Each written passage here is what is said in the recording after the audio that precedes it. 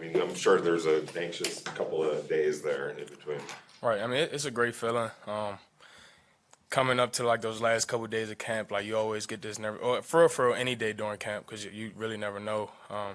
But definitely the last couple of days, you get this nervous feeling because you really don't know how things are going to play out. And then going back to yesterday, like even like I came in the building to do a walkthrough and to do a lift, and I was just nervously walking around. Like you never know, somebody's gonna call you, grab you at any point. And finally, at 1 o'clock hit, it was kind of like a feeling of relief. I had my family at home, and they were all waiting for me to get home and hear the news, and we all kind of celebrated. And it was a great feeling.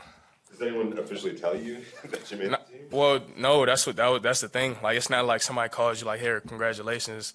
It's nobody calls you, and that's kind of like your sign that you're good. So it's like even after 1 o'clock, it wasn't like an official thing that came out. So like I got like family members back home calling me and like, do you know? I'm like, I mean, I think so, but until I mean, I talked to some of the coaches, so I kind of knew so. But it's a How does it feel to know that you've got for now the 53-man roster spot, and Right. Everyone's got to keep fighting for their spot, but that you're here now. I mean, yeah, I mean it's definitely a great feeling, but I kind of look at it as a opportunity to get another opportunity to do more. You know what I mean? So like even though like this initial 53 roster, I feel like every day is still like up for grabs. Like you got to go out and you got to compete and be your best every day. Because I mean, like I said, the nature of the business is you never know. So just going to continue to work and continue to get better every day. During the time you're waiting, are you like constantly checking your phone? Are you trying to avoid it? And then are you thinking maybe my reception's just not good? And try to call me. No, I just kind of try to stay off my phone. Like I made sure it wasn't on silent just in case if it does ring. Like I'll be there to pick it up, but just try to occupy myself with anything else, to be honest, and try to keep my mind off of it. Like I had my kids at home, just trying to play with them until I had to come in the facility. But I mean, try to keep your mind off of it. Don't worry about it, because at the end of the day, you only can control it so much.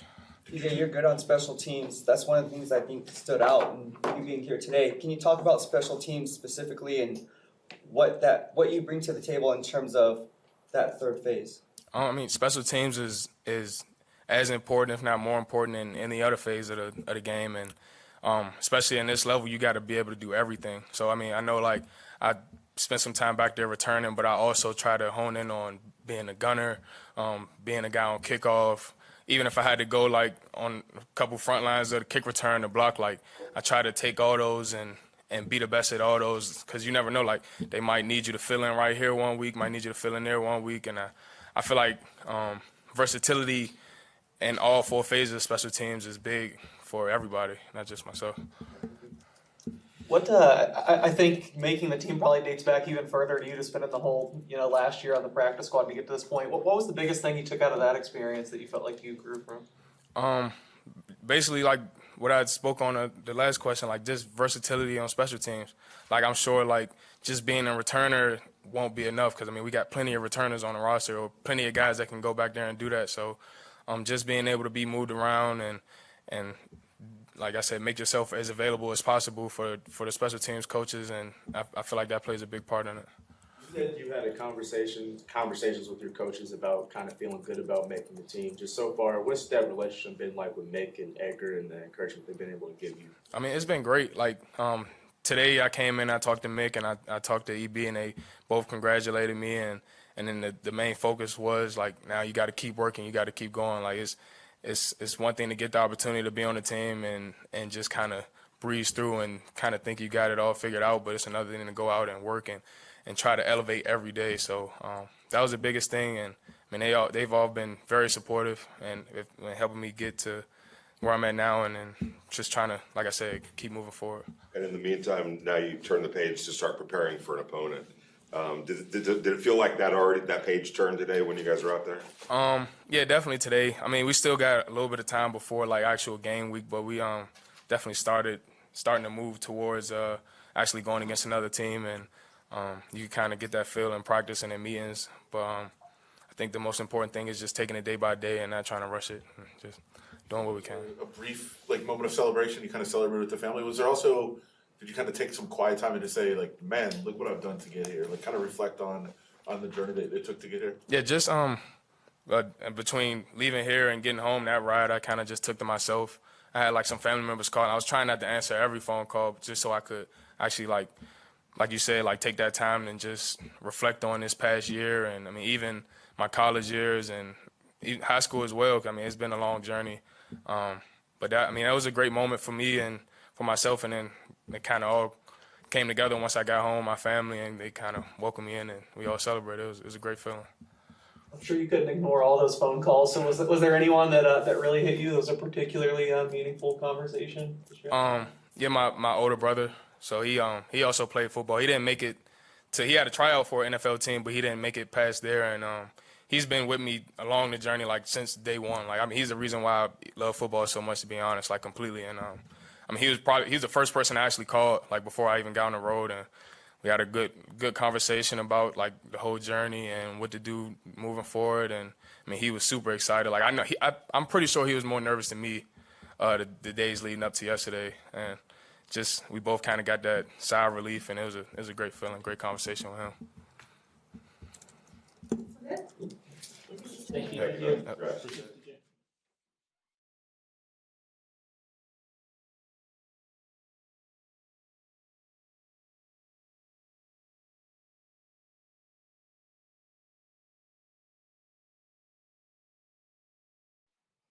Okay, you guys can start whenever.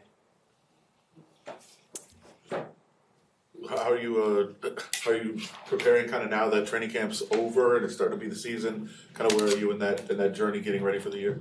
I think we're all, preparing to, for the season.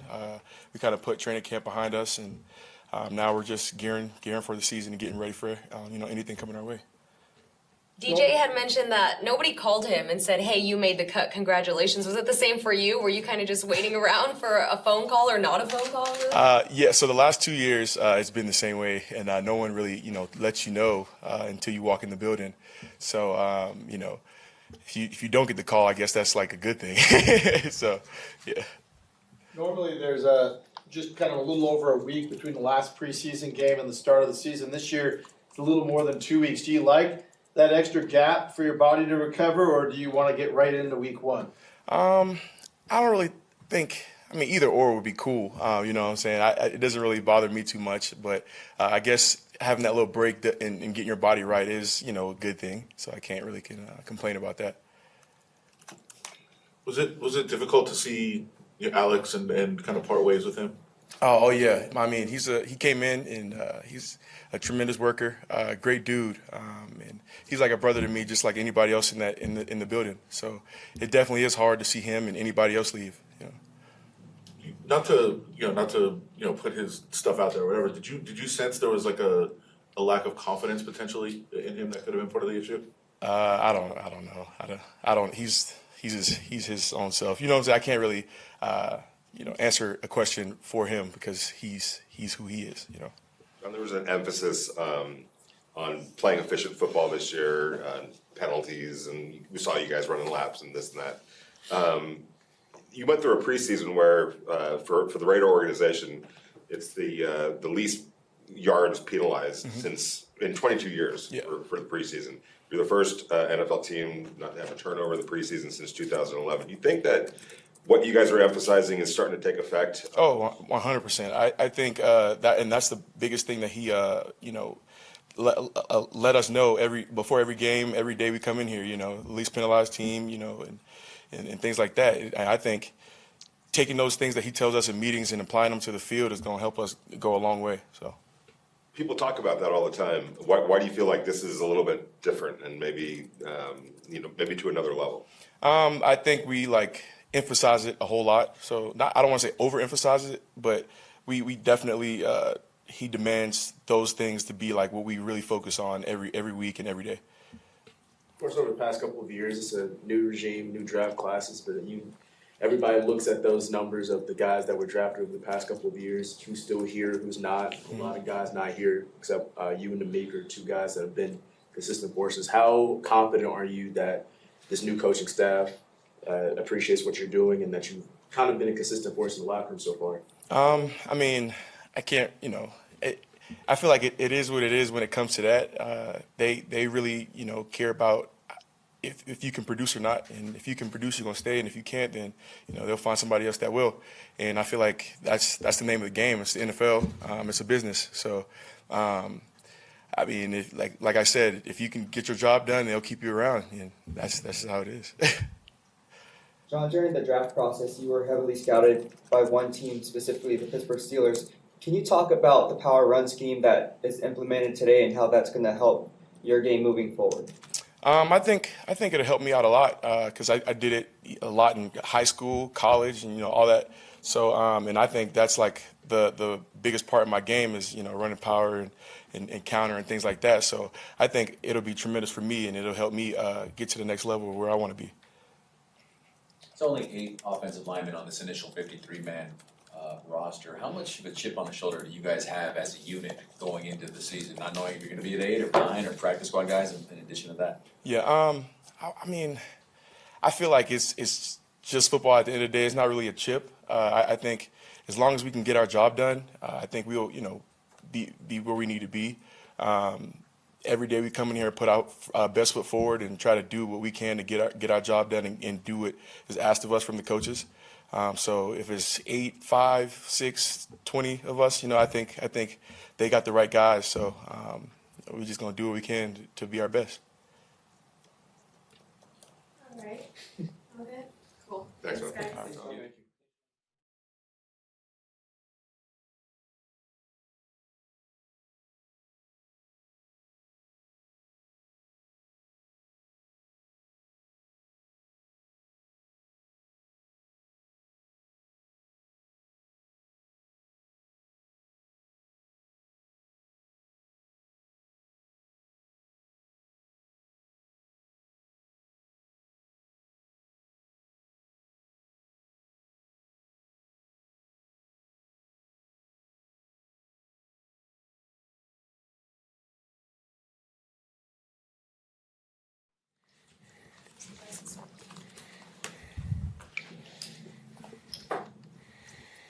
So it's a interesting practice with a bunch of less guys. What do you kind of feel out there or today? It's always different around this time of the year, but it's just a great opportunity for us as a team. It just feels good to be back out there on the field with your teammates running around and just knowing that we all have one common goal that we're trying to reach. So you missed a large chunk of training camp. Obviously, where are you at now? You feel 100% ready? You're still working your way back? Yeah, I'm good. Just a steady progress. It feels good to just be back out there with my teammates, and I'm ready to go. Looking back on that, do you feel a little more fresh at this point, compared to years past where you did go through a full training camp? Oh yeah, definitely. Naturally, everybody knows like the grind and the wear and tear that training camps takes on your body. So it definitely feels good to be, fresh going into the season and, just being back out there again, like I said, with my teammates. Well, with Chicago, you had playing alongside guys like Hakeem Hicks, Eddie Goldman, some of these other players. Now that you're the veteran here with the Raiders, you have a new regime, new team, new younger players like Neil Farrell and obviously Matthew Butler. From a veteran standpoint, what advice have you gave them going into the season? Just continue to keep their head down and keep grinding. I remember my rookie year like it was yesterday. It's going to be a lot of ups and downs. It's going to be a lot of days where you got to break through that wall. But my constant advice to them is that, I'm always here for them if they need me, if they want to talk about anything on the field, off the field, because I've been there, I've been in their shoes, and I know how it could be. So, just offering them, that guidance and that help that, that they got a support system from somebody in the building that they can always come to. What do you see your role being in this defense? Like, how would you kind of describe what your job is? My job is to do whatever it takes to win. Wherever that is that coaches want me to line up at, wherever that is that I'm placed, my job is to go out there and play as hard as I can every snap and give our team the best opportunity to win. If I go out there every play, no matter what it is, my job responsibility is, and I play it to the best of my ability, then that gives us an opportunity to win. Played on some really good defenses in Chicago. When you look at this defense, I think it's still kind of growing and improving. But do you see some similar traits at all? And what do you feel like the ceiling is for this? I think we have a high ceiling. The most impressive thing about our defense is that you have a lot of guys who want to win, a lot of guys who want to get better. You don't have to stay on their back for them to do the right thing. They just do it because they want to win, and that's something that you love to see, and that's something that it picks everybody up. It picks the whole morale of the defense up. So that's something that I love about our defense. Kind of speaking about that defense, in the limited amount of time you've been able to have between Max and Chandler, how have you been able to adjust to the way that they play, and how do they benefit you as well? Oh, well, even though physically, I haven't been out there, but we still keep up communication every day. They still keep me locked in. I still keep them locked in. We still learning each other and growing, and at the end of the day, we know that chemistry for us is going to be a big thing. So, since the first day I got here, they welcomed me with warm arms, and we've been working on chemistry, and it's nothing different now. All right, thanks, y'all. Have a good one.